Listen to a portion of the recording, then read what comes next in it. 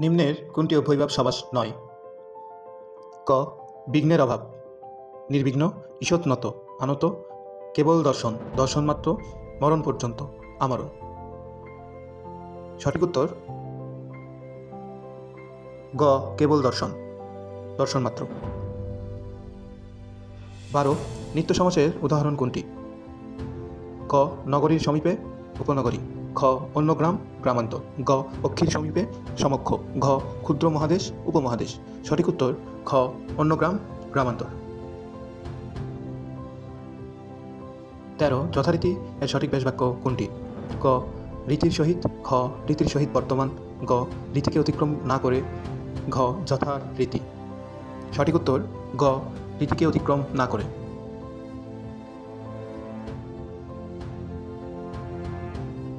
14 ভূতপূর্ব শব্দটি কোন সমাসের উদাহরণ?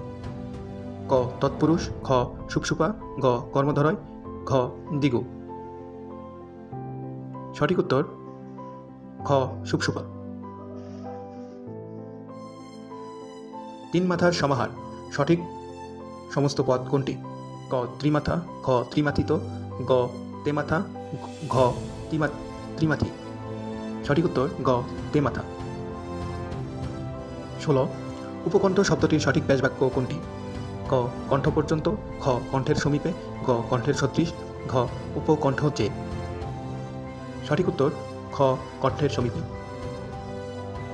17 সমাসবদ্ধ শব্দ নিরামিষ কোন সমাসের উদাহরণ? ক কর্মধারয়। খ বহিব্রীহি। গ অব্যয়ীভাব। ঘ তৎপুরুষ। সঠিক উত্তর গ অব্যয়ীভাব। প্রাদি সমাসের উদাহরণ কোনটি? ক অনুগমন। খ পরিভ্রমণ। গ উপবন। খ আপাদমস্তক। সঠিক উত্তর খ পরিভ্রমণ। 19 কোনটি ঈষৎ অর্থে অব্যয়ীভাব সমাস? ক উপকূল। খ উপশহর। গ আরক্তিম। ঘ অনুধাবন। সঠিক উত্তর গ আরক্তিম। 20 কালসাপ শব্দটি কোন সমাসের উদাহরণ?